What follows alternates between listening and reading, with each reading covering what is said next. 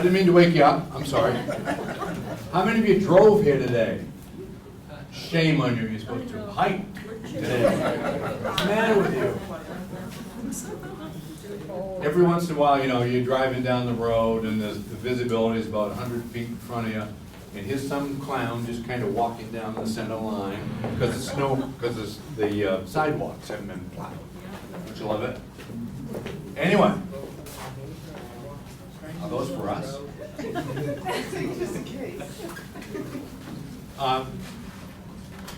Dawn Miskill is with us today. Stand up and say hi, Dawn. Do we have any through hikers here? Through hike meaning a person who's walked from Georgia to Maine on the Appalachian Trail. That's what a through hiker really is. No? This is your second time, right, Dawn? First. Oh. I've section hiked parts of it, but not the whole thing. Anyway, Dawn is he's going to tell you what he is, but he's a very interesting character, and the program today is primarily about hiking in Maine and the Brunswick area, Hartsville area. We're fortunate to have, we're blessed in an area where we can hike mountains, we can hike seacoast, we can hike beaches, and we can hike anywhere we want to hike, pretty much within 50 miles of People Plus Center. And John's done a lot of that. He's recorded a lot of that. He's got some books that he's going to talk about, and his plan for the summer is to hike the Appalachian Trail. Thanks for coming. I have two parts to this, and we're gonna go quickly through some of this because it's fairly extensive and a lot more detail if you're doing sort of a long-term hike, you know, or a little bit more detail. And some of the slides are just books. I probably have about 250 books in my library just on outdoor skills and hiking and things. And so I've scanned up some of them, but we're gonna talk about why we go hiking, and then we'll get down and I'll show you some trails here in Harpswell. And Frank's right, we're blessed in this area, whether you're dealing with the Kennebec, Kennebec Estuary Trust, Kelt Land Trust, or Brunswick, Topsom, Cathants River, Harpswell Heritage Land Trust. We in Harpswell, between the Recreation Committee and the Land Trust, our town trails, together we've produced a little booklet, and it's online. You can get it right off the town website called the Harpswell Guide. It shows you where all the trails are, it has maps and things, and I'll show you a picture. So without further ado, let's get going, and then we'll have some time for questions, and I'll show you some of the gear I'm going to take on the trail at the end. Why do we go hiking? All the photos that you see here are photos that were taken by me or somebody else in my family or on the crew. That's the LO Bean work crew. We do 18 miles of the trail here in Maine. The Appalachian Trail runs 2,187 miles, 252 of it are here in Maine. It's the only national park that's maintained by all volunteers. There are 32 clubs. That was part of the deal when Congress approved it. They all own a section of the trail from Georgia to Maine, up in the Joe Mary Wilderness.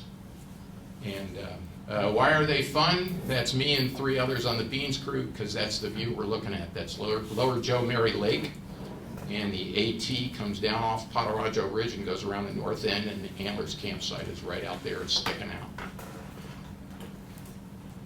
Why do we go hiking? Family activities. That's my family.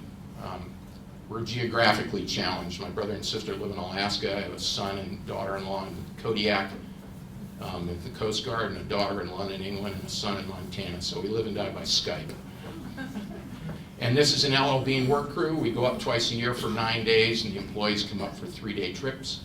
And we do all the trail maintenance on 18 miles. This is all family photos here. Alaska. It's my dad. Sister-in-law, that's Maguntacook on the Height of Land if you go to Maine. That's Montana, Alaska. Where are we? Alaska. And that's my son on Mount Wilson in Big Sky, Montana, where he lives. And my daughter in the middle up top there is in London, England. If you know Kevin Thomas, who writes for the sports section of the Portland Press Herald, they have 7 children, I think, 7 or 8. And they homeschool until they go to Cheverus, and all their kids come out and work twice a year with the Beans crew. This is a little dark in this one, but my sister's in the middle of this. She goes out with a group of women every year in Alaska, which is where she lives. She's a wilderness surveyor.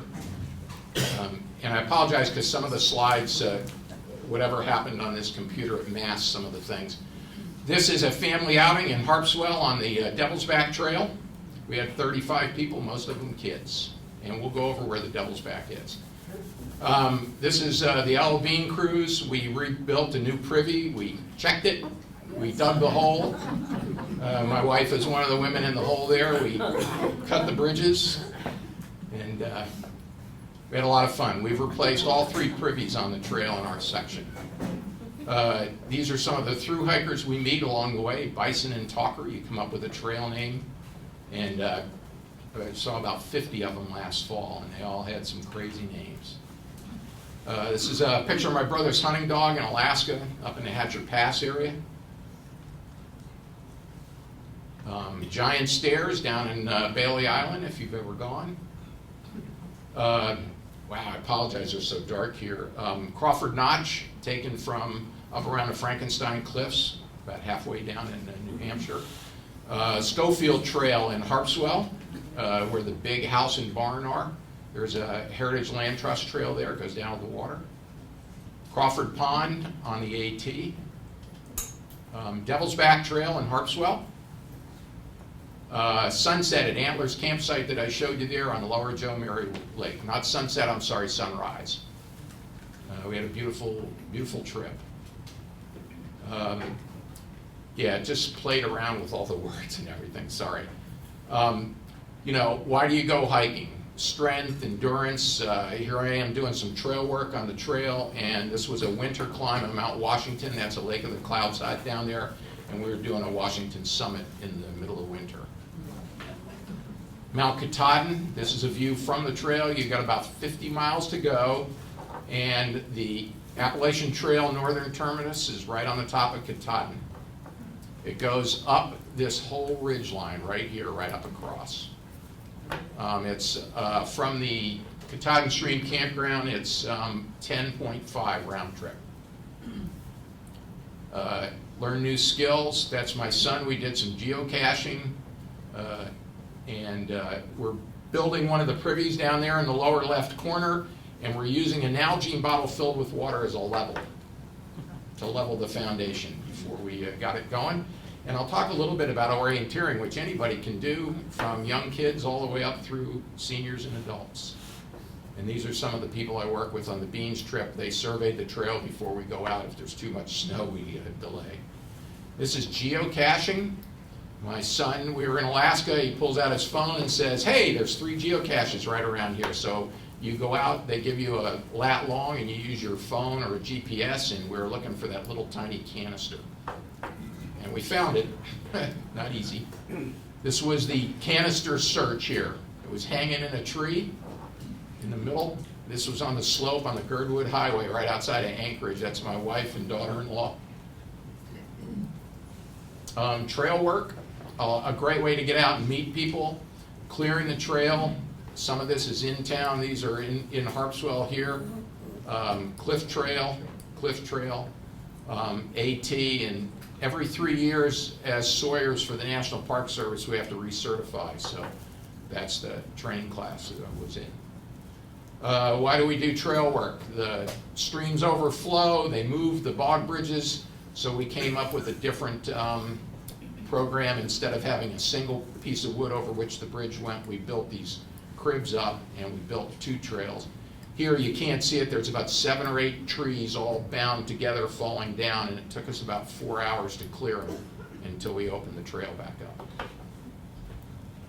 But it's all part, you're going to see some books and things as we go through. There's plenty of books out there on everything you might want to do. Orienteering. Orienteering is looking for points on a map and then correlating it to the real world. And you get a punch card, and as you go to each control point, they're called, they have a punch, and you punch your card, and you do them in a set order, and you come back around. Row gaining is they might have a 50 square mile area, and it might have 150 points out there, and you can do them in any order you want to over a set period of time, and you try and find as many of them as you can.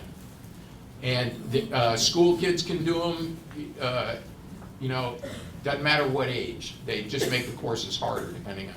That's an orienteering map, and it has all the control points here and descriptors about where you'd find them on a map. It's hard to see on here, but they're all on a map in an order. And you have a start and a finish point. There is an up north orienteers organization. That was this map at Bear Brook State Park over in New Hampshire. They have a website, and you can go anytime and try it. It's a lot of fun.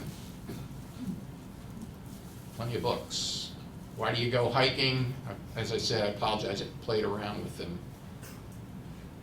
You know, if you're going to do longer term hike, we won't spend much. This was our summit of Mount Washington. That was a gentleman we met at the trailhead. I was going with our neighbor, and we're just adjusting her boots here. We met him in the parking lot, and he didn't want to go up alone, so he tagged along with us. This is one of the only photos I didn't take. This is Monument Valley. This one is Yellowstone. We were out there when we were visiting my son. Maguntacook up on the height of land, and giant stairs down to Bailey Isle. Does anybody know where this is or what it is?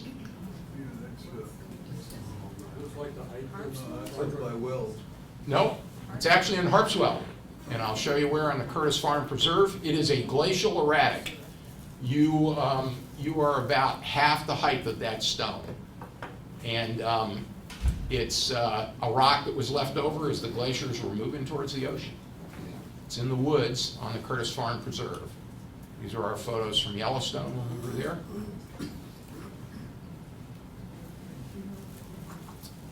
It's amazing to watch Yellowstone after the big fire in '88, where they let it burn to just kind of clear it, and you can see, you can sort of see it in here. There's a lot of gray, which were the burnt trees, but you can see how well it's been reseeded and growing back. More books. Come on, Bets. Here we go. These are just photos from Yellowstone. The quartz is up on the cliff trail in Harpswell. That just looks like a beaver tree. The beavers did a pretty good job. There's the whole tree. Dropped it right across the trail, at least 200 yards from a lake. And so we had to clear it. And I'm always amazed. I spend 2 days doing chainsaw research on how to drop a tree in a certain direction. And I look at the way the beavers do this, and they haven't been to class, but they're really good. Yeah, it's playing with that. Boiling River is a neat place in Yellowstone through the North Gate. The river's not very long, maybe 100 yards. It comes out of the ground, you can see it smoking. And it drops down into the Gardner River. And they've cordoned off an area of the river with rocks so you can go down there and swim. Buffaloes wandering through the picnic grounds at Madison and Yellowstone. We probably saw 50 of them in this herd. Bees and moose, these are both from Maine on our Appalachian Trail trip. This one's a little hard to tell, but there's a mouse stuck in the lean-to. And this is a spring at a place called Patawajo on the AT. The water bubbles right up out of that little thing in the ground, ice cold in the middle of summer. You don't have to filter it or anything. It's pretty amazing to watch it.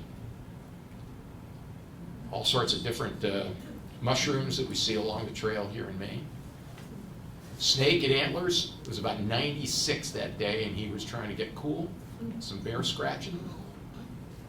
Had never been to Rushmore on one of the trips out to Bozeman. Why did they pick here?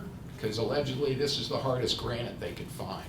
Pretty amazing place. I was really taken by the whole thing.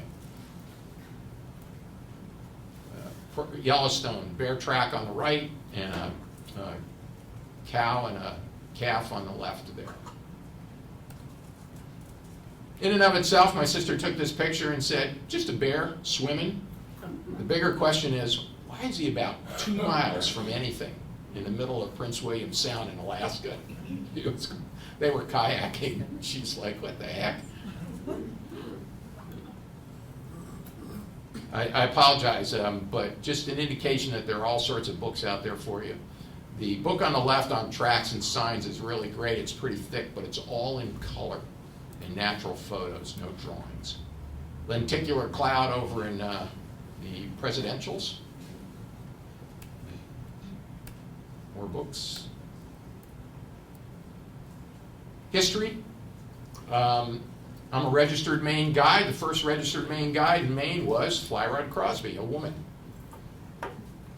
Maine guide number 1. And then if you're familiar with the Following the Footsteps, this was a trip through Maine trying to go up into Canada, written by Steve Clark, who's a member of the Maine Appalachian Trail Club. And it's a combination of the history and current locations if you want to go hiking. Carriage Roads, great place to do a walk. No Man on the Mountain anymore in New Hampshire, but a book with his former picture. Interesting book about the history of the Appalachian Trail in Maine from the 1930s.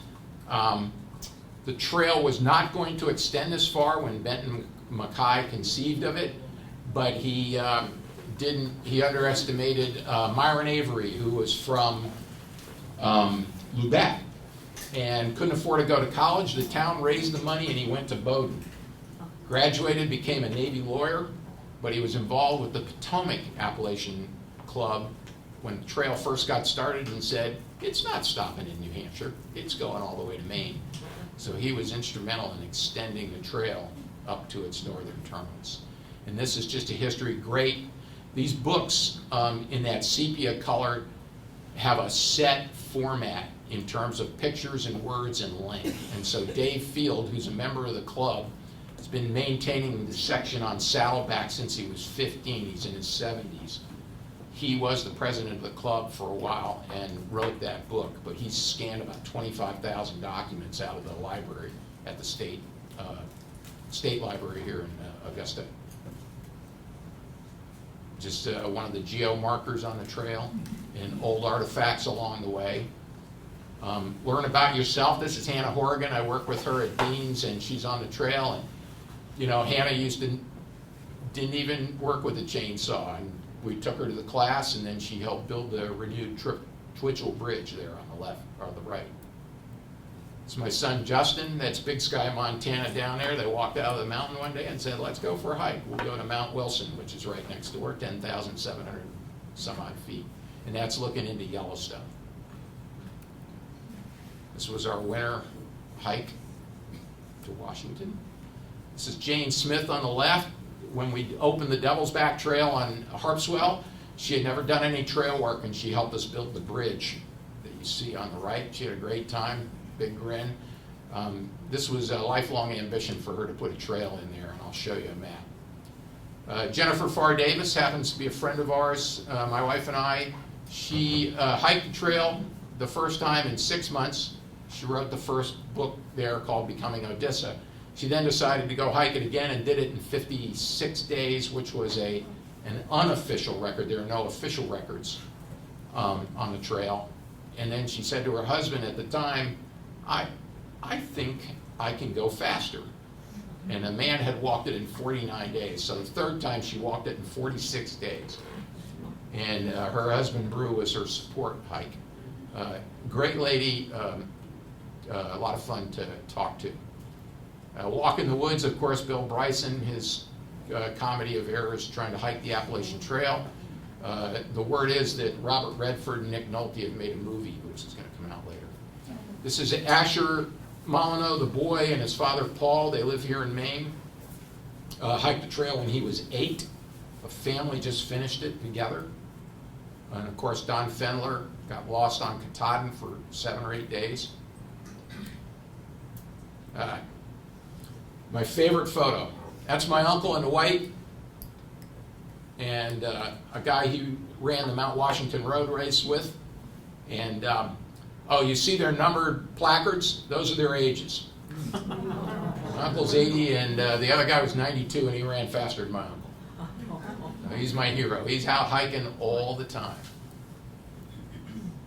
Grandma Gatewood. I'll just let you read through that a little. That's exactly the way she hiked. You're going to look at me and go, what the heck?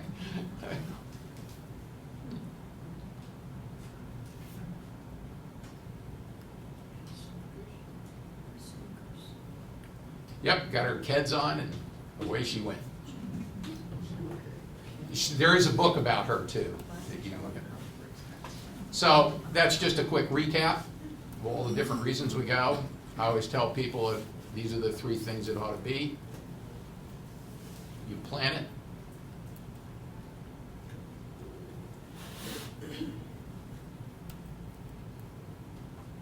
Oops. Kind of wrote. Minimize impact on the trail. That's leave no trace. Ethics. And you know, you learn about somewhere, do some study. There are all sorts of trails out there. The Natchez Trace is an old Indian trail in the Mississippi and Tennessee area.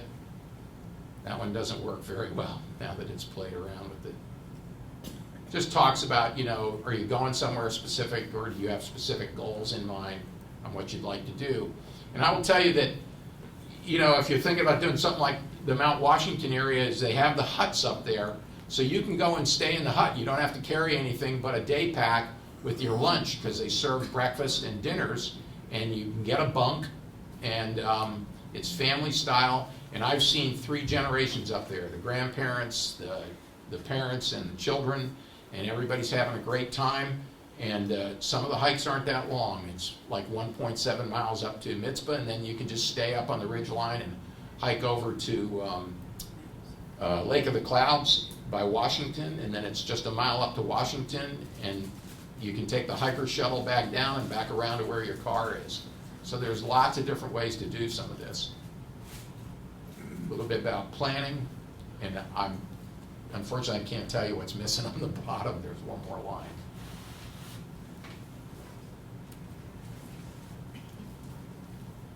Biggest thing is, if you're doing an extended kind of hike, you're going to be gone for the day, is let somebody know where you're going.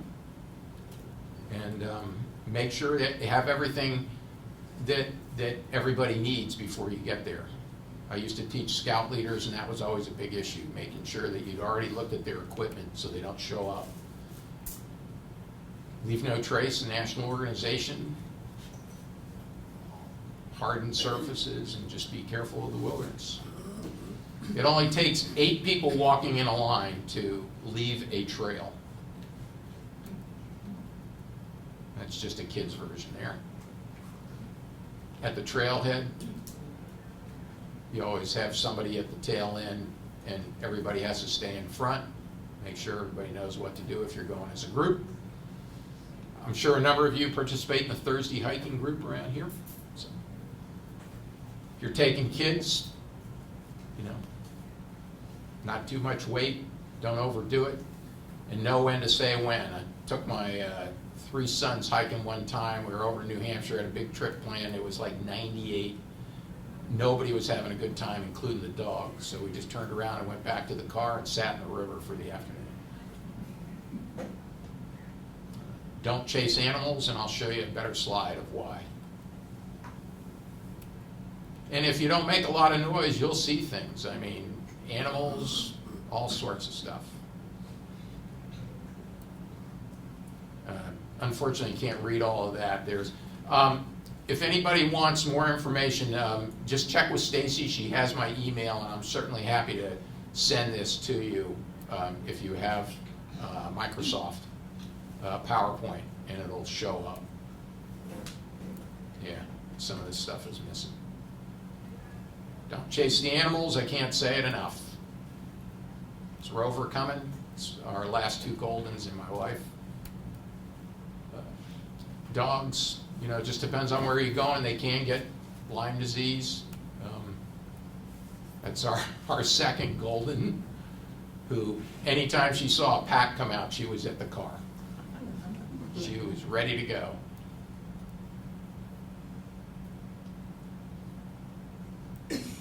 And she loved to swim, so wet dog, if you're going somewhere, be prepared. She never saw a drop of water she didn't like.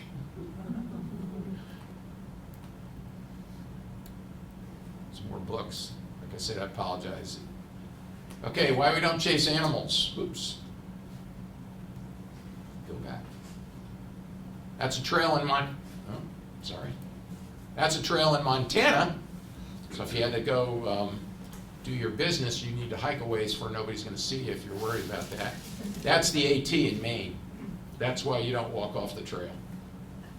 And that's why guides are registered in Maine. The first thing you have to do to get your certification as a main guide is you have to pass a lost client and map and compass. This is the AT, that's the Beans work crew. The 10 essentials are pretty straightforward. They're on the left. And you think flashlight, headlamp, but we've had 3-4 search and rescues in Harpswell on the Cliff Trail. The last one being in November. Driving back with my family from Alaska, and the phone rang, and they said they need you over at the town office. And we had 2 hikers, but they were smart enough to know that it got dark, and they didn't want to walk off the trail, so they whipped out their cell phone, because there's a cell tower right there. And it didn't take us very long to find them. You just got to know when to say when. I can't remember what the third book. It's a great book if you're looking for a book on trees. It's produced by the state, colored photos, everything. Really good book. Fire starters, you can just scratch them and get magnesium. This is paraffin. Always use a double boiler when you melt paraffin, and take the top of an egg carton and rip it apart and throw it in the little cups in the egg carton, and then pour the paraffin in. Put it outside or on a board or something, because the paraffin will saturate the egg carton, and then when it dries, it's just a fire starter. You can throw it in the fire and light it. This is Caro dust. You can soak it in either Vaseline or kerosene. I don't think we have film canisters anymore, but and this is a tuna fish can with cardboard and paraffin in it, but whatever you want, any of those will work. I take a little bit more, my kit's a little bit bigger, but space blanket in case you get cold. Toughest time when you're hiking is 30 to 50 degrees in rain. That's when you're susceptible to hypothermia. What's different in the winter? Lots of things. You don't have to worry about icing down an injury. Why are we turning back? Any of those reasons? The big one at the bottom, as I said, hiking with my 3 boys one day and nobody was having a good time. It was hot and buggy, and you just say, hey, let's turn around and do something. So we went back and sat in the river, mucked around with the dog, and had a good time. Or the trail. This is the AT. That's normally a walk. That was about 12 inches deep. We had a lot of runoff in the spring. So if somebody gets lost, you can do a hasty search, which is just if you're on a trail, run back and forth. If you don't find them within about 45 minutes, that's when you should be on the phone. I apologize. You know, when you keep a journal when you do hikes, write down where you went and what you did, what went well, what didn't go well, and what you'd change. Make little notes for the next time. Ticks. They're here. You can use standard DEET if you want to. There's also, it's called permethrin. You can buy it. You don't put it on your skin. You soak your clothes in it and then let them dry. They're good for about 5 or 6 washings usually.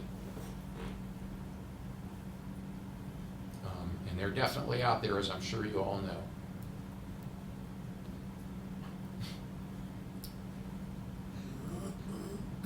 You know, I throw some optionals out there depending on where you're going. If you're going to the Giant Stairs or something in Bailey Island, you're just taking a day hike, you probably don't need a ton of extra clothing. You may or may not need your wind and rain gear. I mean, the Giant Stairs is like a 1/4 of a mile walk. So just use your head.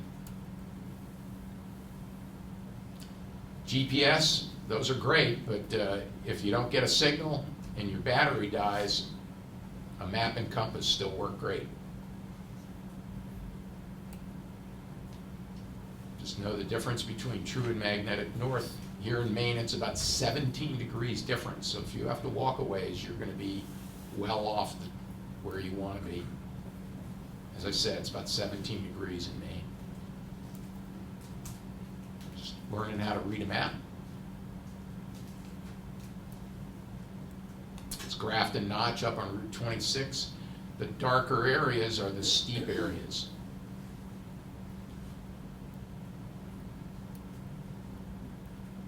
shallow, not a lot of steepness to it. This is a map I take on Mount Washington in the winter, and I have the normal map, but the other map you see superimposed are the magnetic readings, so that if we're in a whiteout, I can get from the summit down to Lake of the Clouds Hut and then work my way back down the Ammonoosuc Ravine Trail. Haven't had to use it, but I've turned around 4 times on a winter hike just because the weather's too bad. How to broaden your skills, take courses, go for walks, all sorts of books. That's the Devils back there. This is Mitchell Field and Harpswell. We'll go over those in a second. Maps, books.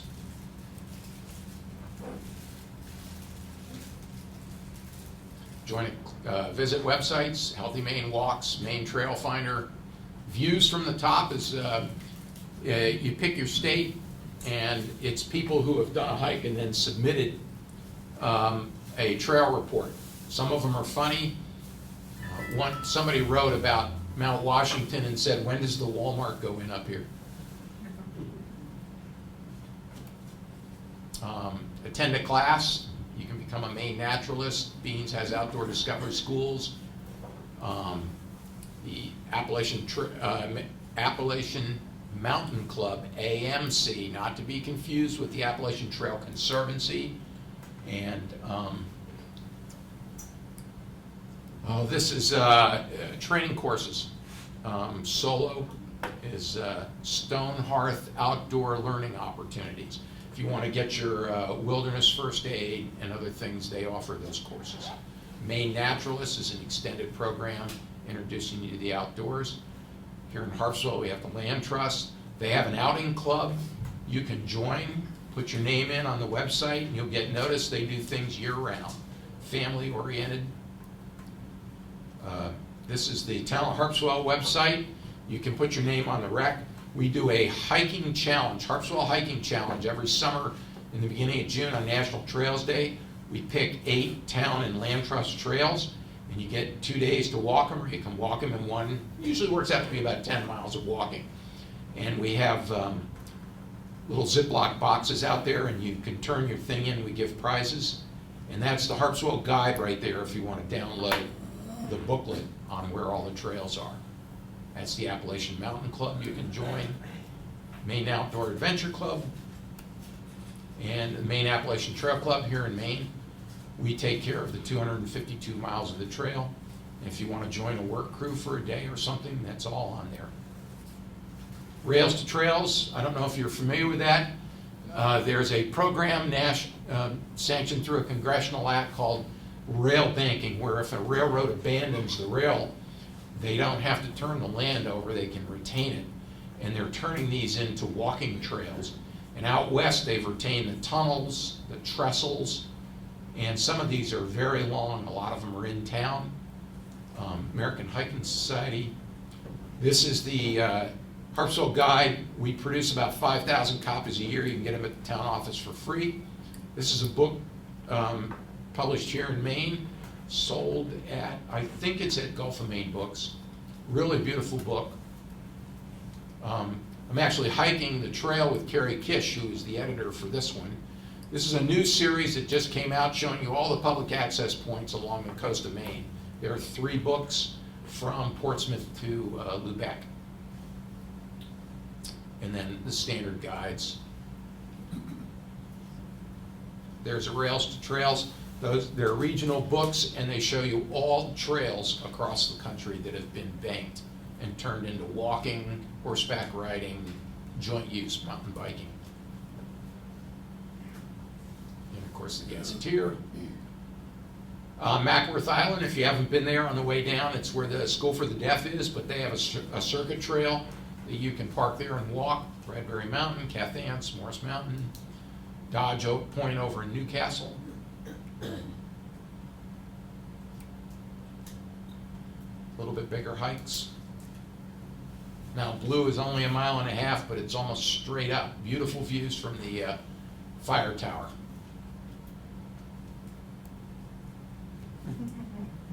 It's the end of a long work day on the trail. We'll do questions in a second. I'm going to jump over real quick if I can figure out how to get out of this one and into the other one. A second.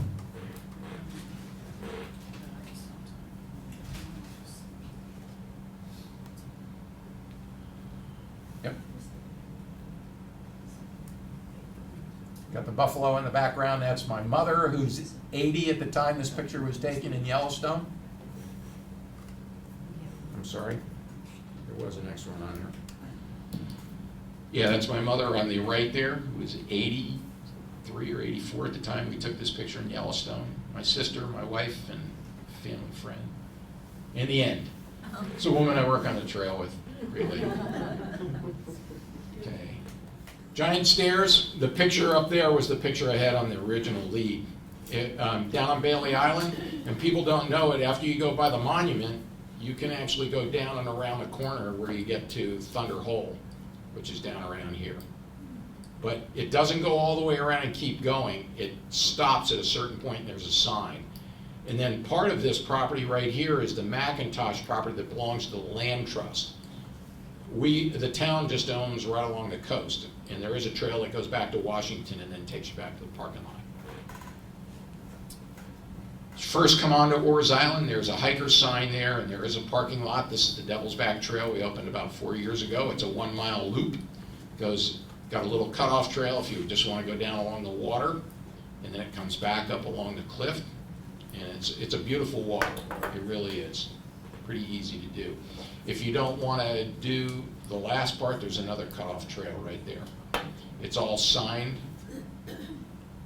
The Cliff Trail. This is the town office at Harpswell, and you park behind the town office and you can go around, or you can take the cutoff, and the cliffs are right here. And it's actually looking across the water. This picture is taken from the cliffs. No, I don't need that. I don't know what I did. This is the cliffs, and you're looking across at a land trust trail by the Truth and Somerton ball field called the Long Reach Preserve. That's Schofield. That's the huge house and barn driving up Route 123 just before the Brunswick town line. And that's an extensive trail. If you take the first cutoff, you end up down where that picture I showed you with the boathouse. But there's an extensive trail system back in behind there. You have to keep going. Mitchell Field, down Route 123. You can use the beaches, there are trails, you can walk the perimeter road that's no cars, and you can see the whole Mount Washington ridgeline from Mitchell Field. Beaches in the summer, picnic tables, bring the kids, ride your bikes. We have a bandstand, they do summer concerts there. That was built by volunteers and given to the town. They do Thursday concerts there during the summer, and then they started doing Sunday ones too, because they were so well attended. This is a new trail, the Widgeon Cove Trail Land Trust, on their way down Route 123, just opposite Wilson Cove Trail. And it's 6/10 of a mile with a cutoff. If you take the cutoff, the trail is all relatively flat. If you take the extended part, you got to go down a little hill, and it's a kind of up and downs. And great bird watching there. We've built benches. That's what this picture is. I apologize. There's a bench right here. There's 3 or 4 benches all along here where you can look out over Widgeon Cove. Curtis Farm Preserve. The Land Trust bought this 89 acres. They raised a lot of money to do it. It is down Route 123, and this is Basin Cove going around to Dolphin Marina. So you actually can turn by the old West Harpswell School, which is now the Coastal Academy. There's a parking lot here, and there's a parking lot down here. They both have the standard Harpswell Heritage Land Trust signs up. And that big red, that's that glacial erratic rock that I showed you. It's a big open field, and there's a path into the rock. This one goes directly over to Curtis Cove, down from that parking lot, and then there is an interconnecting trail. It goes up the hill here. This is a steep incline. Short distance, and there are switchbacks. It's not steep, you gotta use your hands or anything, it's just uphill. So this is all elevated, if you will. from this area down here. And from Curtis Cove at low tide, you can walk all the way to Mitchell Field. And I think that, here's some pictures at Curtis Cove. This is the parking lot off Route 123. This is the pond down by the lower parking lot area. They're gonna build a bird blind in there where you can sit and watch the herons. And this is at Curtis Cove looking over at Mitchell Field. And I think that, we work jointly with the Harpswell Heritage Land Trust and our town rec and town lands committees. And as I said, this is Jane. We built the bridge and she was there at the grand opening when we cut the tape. Questions at this point? And I'll show you a little bit about the gear I'm taking. I started planning about 6 or 7 months ago. Had thought about it for a year and then had to work out the details with my wife. But she's spent 20 years in the Navy with me, so this is just another deployment for me. Great planning tools out there. There's a whole planning tool you get, and it helps you prepare for the hike. Out of all that, Carrie and I sat down. We had about 3 or 4 days of planning. We developed a spreadsheet. It shows our entire hike, where we're going to come off the trail. I spent part of this weekend making reservations. We only made it for part of the way because we know we're going to change how fast we're hiking. So we know where we want to be, and my wife knows when I want to do mail drops of food and things, but we'll be updating this as we go along. They have great guides out there for us. I bought this one unbounded so I can take parts of it with me and not have to carry the whole book, and then she'll mail me the next piece along the way. And they show where all the hostels are, all the services. They have maps of the town. They have mileage markers for you. It's pretty amazing. Each of the clubs on the trail produce us a map and guide. So this is the one for Maine. It's 7 maps. They're gorgeous. And you know, if you're just going to hike in Maine, these are the maps to use.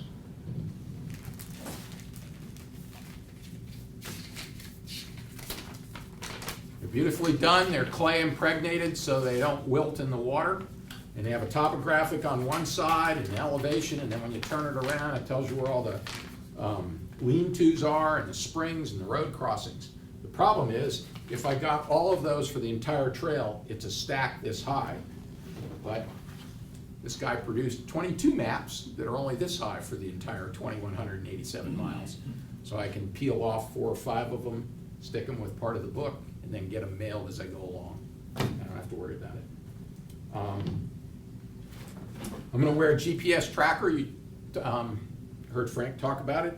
It sends out a GPS signal, and then I can send an email with it that says, hey, I'm in and I'm up.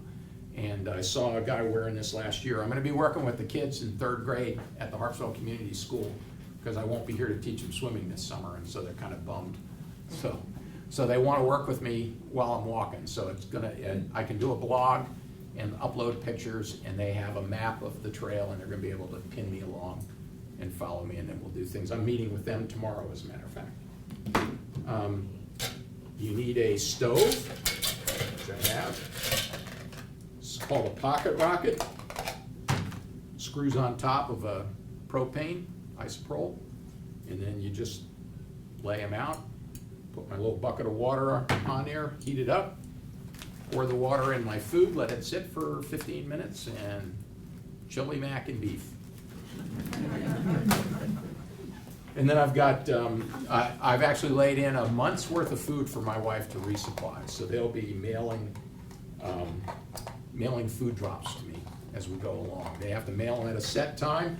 Believe it or not, they actually have a website where you can, once you know where you're going to stay, you just put your name in and it prints the mailing labels for you. You don't have to go write it all out. And then all she has to do is write in the date, which she knows from my spreadsheet as to when we're going to arrive. And you mail the packages to yourself, and these places hold them.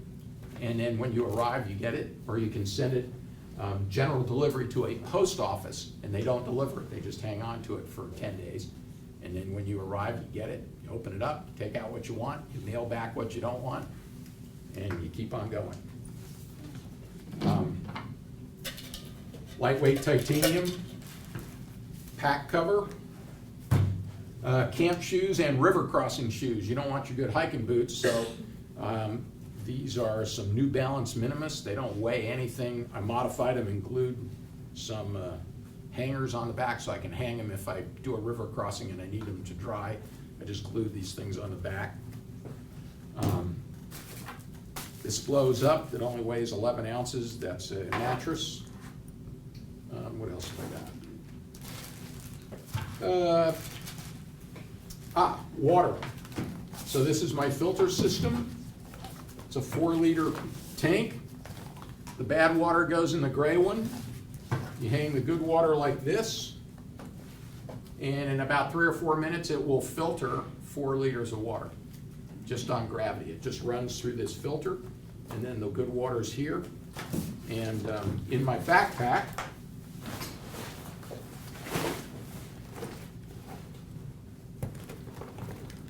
is a 3-liter bladder right here. So I could have bought a 2-liter, but one of the things when you do your research, in some places the springs are like a half a mile away from where you're going to be staying. So I said, if I buy a 2-liter, then I got to make 2 hikes of a mile each. So I'm just going to buy the 4-liter. I don't always have to fill it, but I'll only have to make 1 walk. And so you'll notice I haven't cut all the tags off yet. And the reason is, I actually bought a different pack, and then when I started putting all my gear together, I said, this isn't big enough. So I have a friend that works at Beans that I've known for years, and I came back over and we sat down and we went through it again. So I upgraded to this pack, and I was able to just turn it in. I went over there this morning. They take the hip belt out and put it in the oven, and then I wear it for 10 minutes and it molds to my hips. So I did that this morning before I came. So now I'm ready to finish taking the tags off because I know this is the one I want. I got an extra 200 cubic inches out of it for 4 ounces of weight. So one of the things you have to do is just think about how much weight you're going to carry. Talk to the park ranger in Great Smoky Mountains, North Carolina. On Saturday it was minus 23 on Friday for them. This is my tent, 2-man tent. There, I got a 15-degree sleeping bag, and I dropped my cup. And I'll use this until we get into Virginia and out of the winter weather, and then I'll probably upgrade to a 40-degree bag. It'll be smaller. Probably won't even sleep in it most of the time. It'll be hot. If you're doing extensive hiking and you wear synthetic, because they say wear synthetic and obviously not cotton, the problem is you get the hiker's stink after a while. But one of the thru hikers I met last year said you buy merino wool. Doesn't itch, it's nice and soft, stinks until you wash it, and then it doesn't stink anymore. The synthetic, you wash it and it still smells. So my sister came from Alaska and said, hey, I bought you something as a gift. I said, what? She goes, it's a wool shirt. And I went, perfect. Okay, need rain gear. Sorry. This is something new. If you're familiar with bear canisters, they're plastic, they screw together, you put all your food in it so the bears can't get it. This is called Ursa Sack. It's a Kevlar. And I talked to 2 thru hikers who used them on the trail last year. You have these special Ziploc bags that control the odor, and then you just take this sucker, seal it up, pull it tight, tie it to a tree so he can't drag it away, but it's the latest thing. They're waiting for National Park Service approval out west to make sure that it actually works.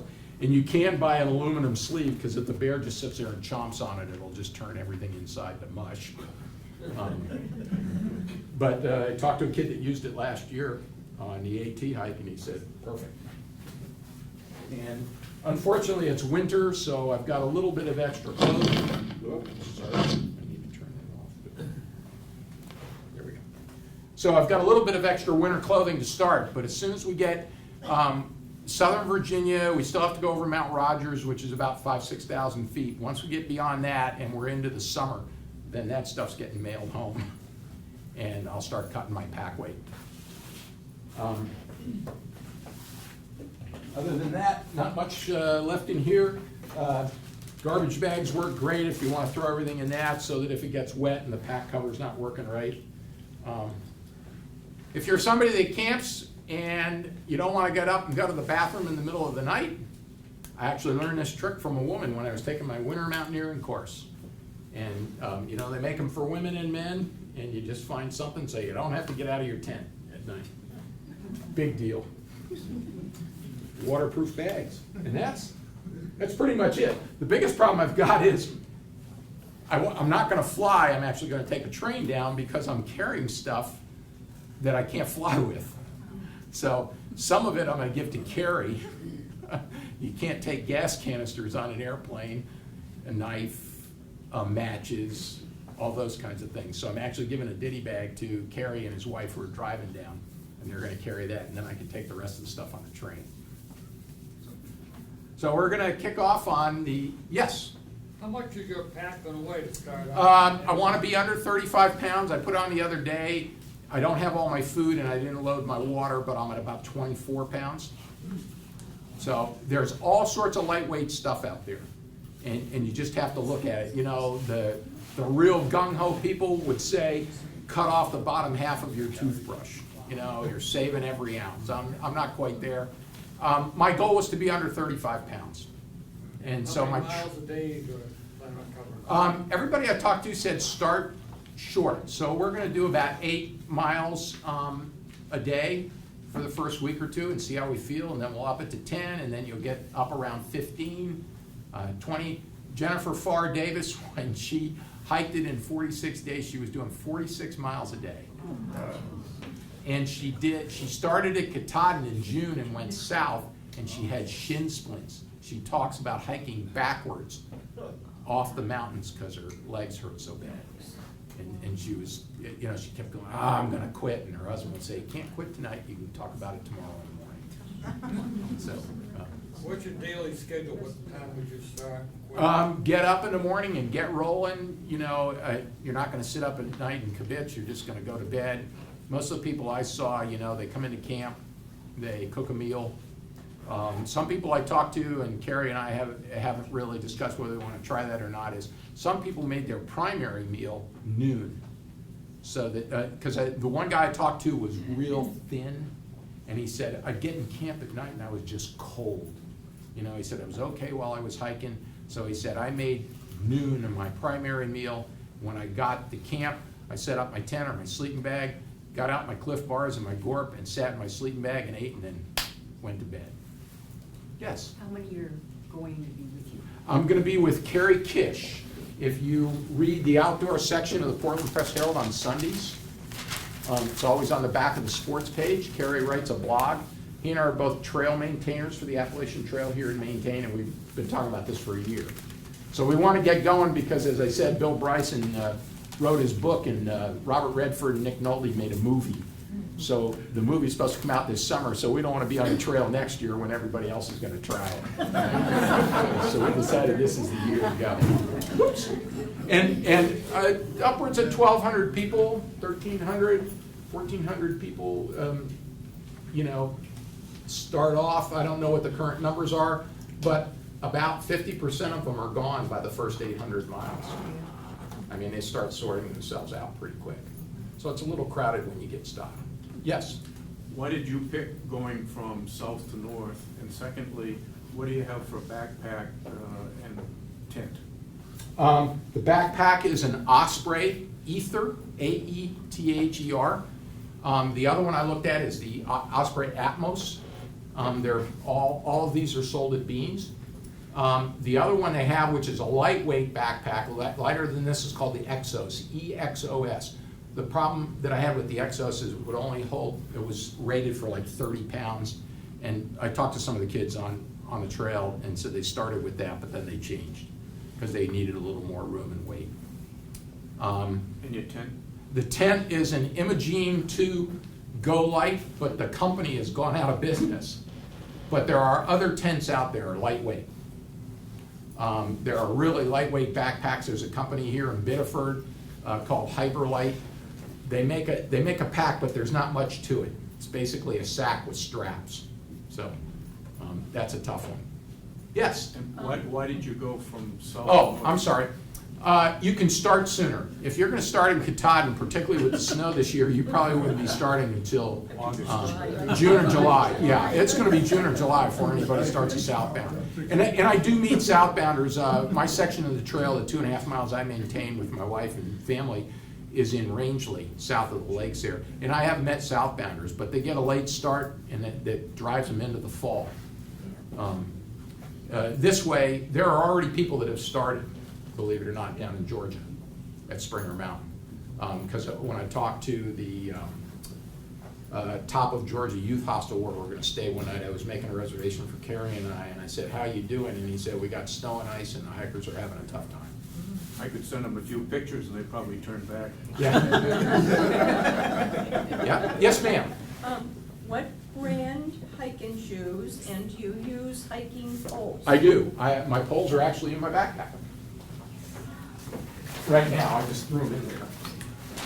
Collapsibles. And the nice thing about the Ospreys is they have a thing on the strap that if you need to put normally you drop your poles and then you forget about them. This has a little Velcro, or not a Velcro, but like a bungee, and you just put them in there and then there's a bungee hold down here so your hand's free, but you don't walk away without them.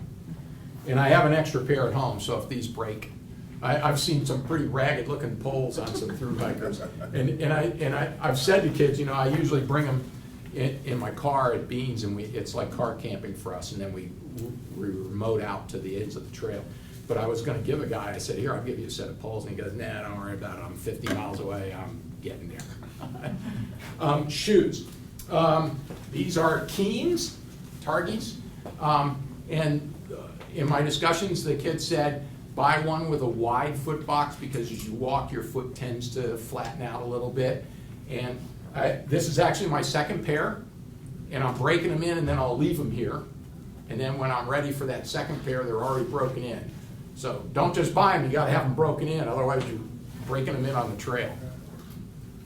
Keen, K-E-E-N, they're sold at Lamy Wellahan's across the river, at Thompson Fair Mall, they're sold at Beans, they're sold at EMS. Can you reg it on 2 pair of shoes? I don't know, we'll see. If not, I'll figure it out. You wear the same kind of socks? I'm using Smart Wolves and a liner sock. And one of the odd things that some people I've read is you rub your feet with alcohol for about 2 weeks and then they don't crack and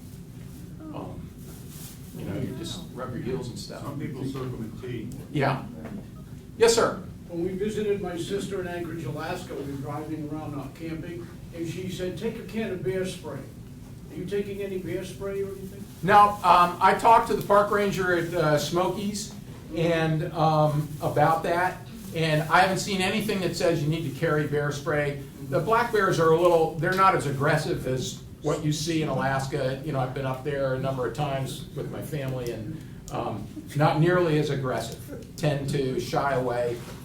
They do have poles at all because the guy was very helpful. He said all of the sites have poles where you just jack your pack up and then you don't worry about it. We said what, and she said, no, I'm serious. Yeah.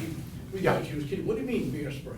No. Yeah, when I've gone hiking with my son in Big Sky, man or woman, we see people carrying rifles because the grizzlies around Yellowstone, they're right off on the Montana side of North Yellowstone there. And yeah, I can't tell you how many people I saw coming down the trail with a rifle slung over their shoulder. We were actually in Alaska camping, and we were not allowed to walk the trails unless we showed them we had Right. bear spray. Yeah. Yeah, let's go here and then I'll come back to this lady. Are you doing anything to get in particular shape for the walk? Over the course of time here, I've been walking 48 miles, and I'm trying to take care of everything. So before I go, my wife has said, you will file the taxes, you're gonna have all this other stuff done. So this is my last week to do all of that, where I can really hone in. I've sort of been knitting at it, going over to the rec department at Brunswick there on the base, so they have that nice walking track, and getting mileage in. And then starting at the end of this week, everything's done. I'm off all the town committees, I'm done meeting with everybody, I've got all the other paperwork done. Then I'll load the pack and I'll actually start walking with all the poundage. I've been walking with about 25 or 30 pounds on.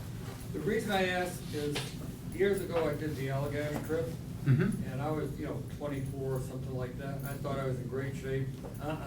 I should have gotten in a lot better shape. I should have done a lot of aerobics and treadmill and stuff like that. I've talked to some that do a lot, and others that just say they got on there and slugged their way out. Walking 7 or 8 miles a day is not difficult. We do that on my beans work trips, plus I'm carrying a chainsaw, plus all the gas and oil, so I'm walking usually with a 45 or 50 pound pack.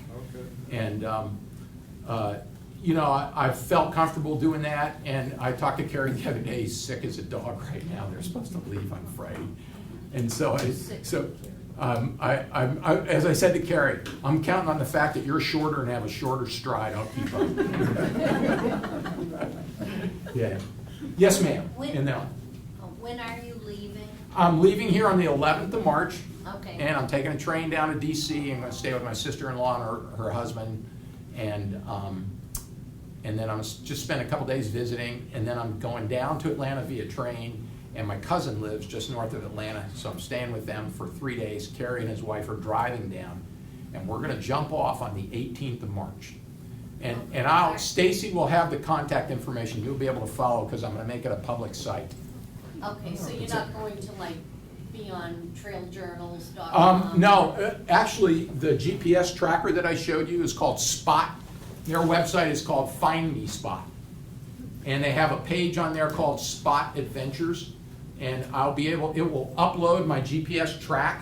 And then I've set coming into the tech world. I've never had a cell phone. I now have an iPhone, so I can do pictures and blog and all that. And I've got it set up to GPS tag the photos, and then I'll be able to set up a blog. As a matter of fact, when I go home here today, I'm going to activate the GPS. I got to go to the website. Yes, ma'am, and then we'll go to the back. Where do you buy the food, and do you have to keep all of your food in that bear bag at night? Yep. I bought this. You can buy it in any of the outdoor stores, like Beans. Walmart sells some, but they don't have as big a mix. EMS. I actually found some at EMS that isn't sold at Beans, but I worked at Beans for years, so I got a little bit of a break on the price. The other stuff is just oatmeal, powdered milk and cereal if you want to do that. Instant oatmeal. For lunch, it's going to be mostly, granola bars, gorp, jerky. Like Carrie said, I can't wait to get on the trail and we can eat anything we want. And so, yeah, it's a mix. And then along the way, we're going to come off the trail probably about every 6 or 7 days for a resupply. So as we get farther north, down in the mountains of the Smokies, there's not a lot of support stuff, so most of it's going to be mailed. But when we get a little farther north, where we're in towns where we can just go shopping, you can just go buy the stuff there. You can buy Cliff Bars at Hannaford and all that. Yes, sir. You said it earlier, but what's your trail name? My trail name is going to be Mr. Don, because I run 2 swim programs for the town, and in the summertime we have 245 kids, and I work with 4-year-olds, and they've always called me Mr. Don. So it's going to be Mr. Don's Big Adventure. Matter of fact, I have my mascot the kids gave me. So, and on the checklist, it actually says, do you have a mascot to take? And so I do have a mascot. And so it's a lot of fun. Yeah, there's all sorts of names. I wrote them down in a book when I'm on the trail and I meet people. I usually jot down the names of the trail. There were all sorts of them. How do you charge your phone or your Good question. GPS? I'll charge it when we're in town, and then I have a thing called Mophie that you can buy at, like Verizon is where I bought mine. It carries 3 extra full charges, and the one I bought actually already has the cords in it. So all you do is you open this up, and you can turn on a little light, tells you how many charges are left out of the 3, and then you just plug it into the phone and it'll zap it, and that'll give you a charge. And I figure with 4 full charges I ought to be able to go, because I'm going to have it off a lot of the time. There's not a lot of cell coverage in the Smoky Mountains. What about the GPS? The GPS, same thing. I'll have to replace the batteries, or I can run it online. It just uses standard AAA, 4 of them. And so I'll just periodically go in the store and buy more, pull them out and go to the next ones.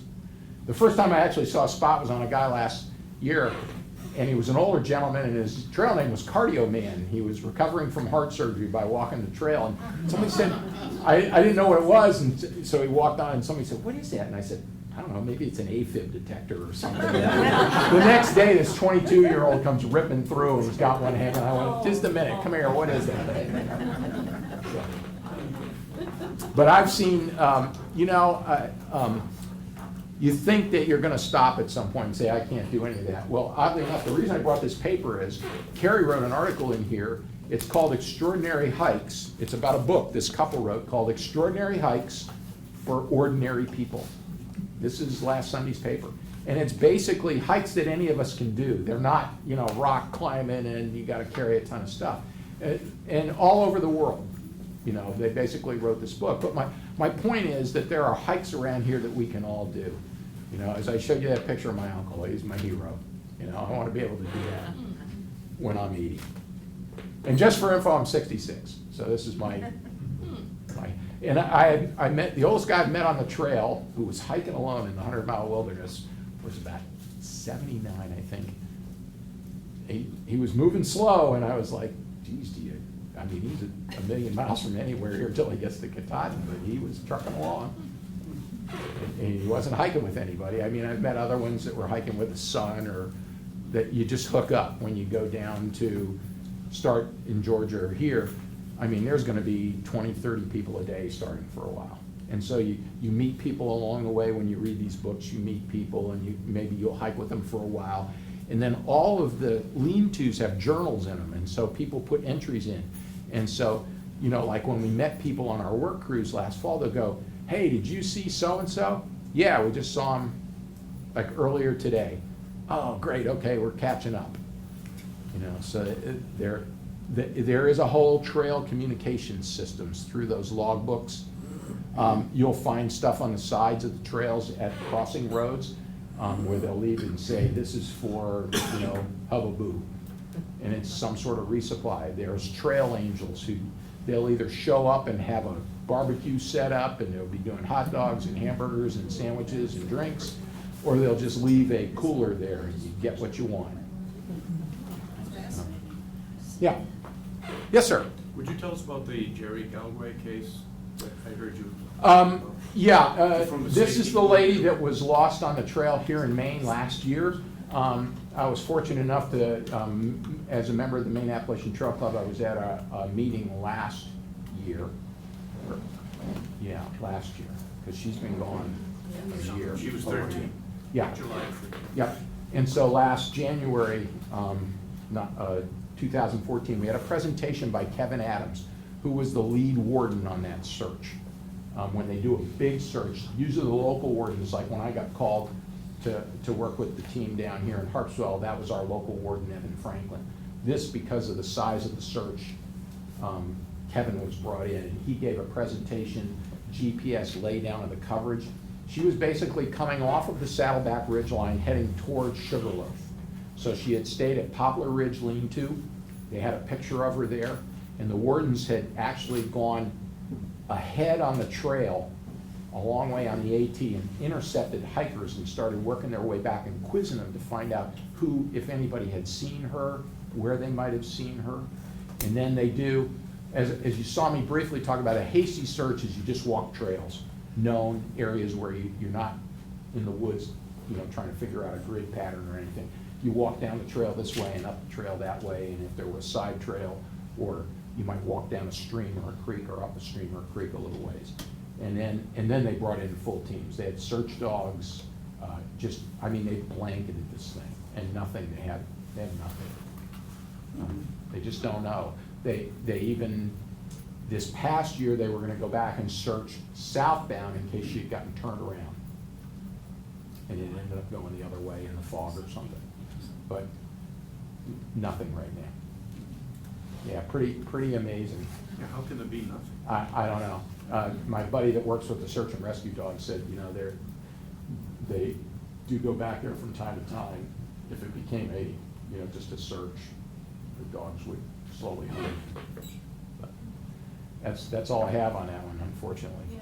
Yes, ma'am. Are there places you could fall a long way, up that way, or? I'm not as intimately familiar with that. Most of the trail is, you're not gonna wander off. Right. I mean, I can tell you my section of the trail, I don't even have blazes on the trees because it's like a corridor. The trees are about this far apart. I can't even figure out where to put the clippings when I clip the branches, let alone somebody. You'd have to work really hard to get lost in my section. But yeah, there are other places where you might, but the trail's marked, it's blazed, it's Right. walked. We keep the corridor open. I can't tell you how many hikers said Maine has the best maintained portion of the trail, despite its ruggedness.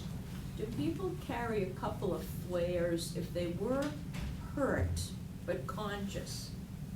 Do they carry a couple of flares? I don't know of they can put anybody up? that does. I haven't heard of anybody If do they that. heard rescuers, Yeah. if they could put up. I'm gonna have a standard search whistle, a little red Yeah. whistle on my pack. Right. Yes, sir. From what you know, is it being encroached upon, like say 20 years ago? Was it the same trail or civilization encroaching on the Appalachian Trail Actually, per se? or- Dave Field, the gentleman I talked about that wrote the book, Dave was the president of the Maine Appalachian Trail Club in the 80s and into the 90s.